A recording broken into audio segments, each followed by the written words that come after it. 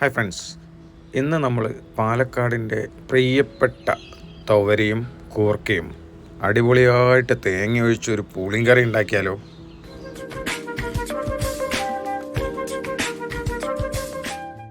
കൂർക്കയും തുവരയും ആഹാ, നല്ല കോമ്പിനേഷനാണ്, നല്ല ടേസ്റ്റാണ് ഈ പുളിങ്കറിക്ക്. നമുക്ക് ഉണ്ടാക്കി നോക്കിയാലോ? ഈസിയായി പെട്ടെന്ന് എങ്ങനെ ഉണ്ടാക്കാം എന്ന് നോക്കാം. ഒരു മൺചട്ടി അല്ലെങ്കിൽ സാധാരണ ചട്ടി എടുത്ത് കുറച്ച് എണ്ണ ഒഴിച്ച് കടുക് പൊടിച്ച് അതിലേക്ക് വെളുത്തുള്ളി കുത്തിച്ചതച്ച് തന്നെ ഇടണം. അത് കഴിഞ്ഞ് 2-3 വറമുളക് അതും കൂടെ അങ്ങ് പൊട്ടിച്ചങ്ങോട്ട് ഇട്ട് പൊട്ടിച്ചെടുത്ത് കുറച്ച് കറിവേപ്പിലയും കൂടെ അതിലേക്ക് വാരി വിതറുക. ആവശ്യത്തിന് തക്കാളി നമ്മൾ കൈകൊണ്ട് തന്നെ അരിഞ്ഞ് അതിലേക്ക് ഇട്ടിട്ടൊന്ന് ഇളക്കിയെടുക്കണം കേട്ടോ. ഞാനിവിടെ 2 തക്കാളി എടുത്തിട്ടുണ്ട്. ഒന്ന് നമ്മുടെ ബാൽക്കണിയിൽ ഉണ്ടായ തക്കാളിയാണ്, ഒന്ന് വാങ്ങിയ തക്കാളിയും.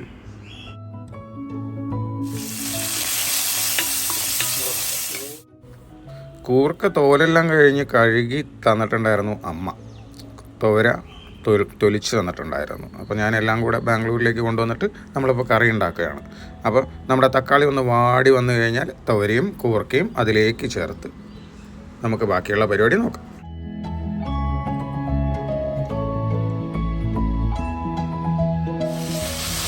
കുറച്ചിങ്ങോട്ട് വെള്ളം ഒഴിക്കുക, എന്നിട്ട് വേവിക്കാൻ വയ്ക്കാം.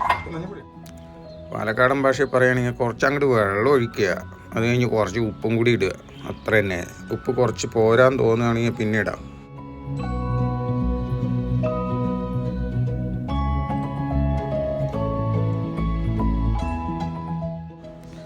കുറച്ച് മഞ്ഞൾപ്പൊടിയും കൂടി ഇട്ടിട്ട് നമുക്ക് അങ്ങോട്ട് മൂടി വെച്ച് തിളപ്പിച്ചെടുക്കാം.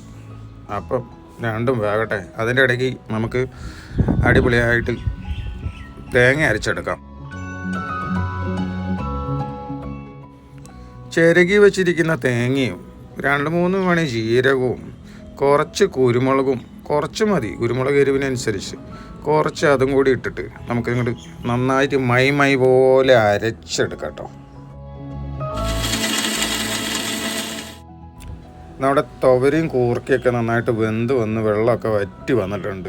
ഇനി നമുക്ക് അടുത്ത പരിപാടി അങ്ങോട്ട് തുടങ്ങാം. ഒന്ന് ഇളക്കിയിട്ട് കൂർക്കയും തുവരയും വെന്തു എന്ന് പറഞ്ഞാൽ നമ്മുടെ മെയിൻ ഐറ്റമായ പുളിവെള്ളം, പുളി കലക്കിയ വെള്ളവും കൂടെ അതിലേക്ക് ഒഴിച്ച് അരച്ച് വെച്ചിരിക്കുന്ന തേങ്ങയും കൂടി അതിലേക്ക് ചേർത്ത് മിക്സി ജാറ് കഴുകിയ വെള്ളവും കൂടെ അതിലേക്ക് ഒഴിച്ച് ഒരല്പം മല്ലിപ്പൊടി കൂടി ചേർത്ത് കുറച്ച് മുളക് പൊടി, 1-1.5 സ്പൂണ് മുളക് പൊടി ഇരിക്കട്ടെ, അതും കൂടെ അങ്ങോട്ട് ചേർത്തൊന്ന് ഇളക്കിയെടുക്കണം.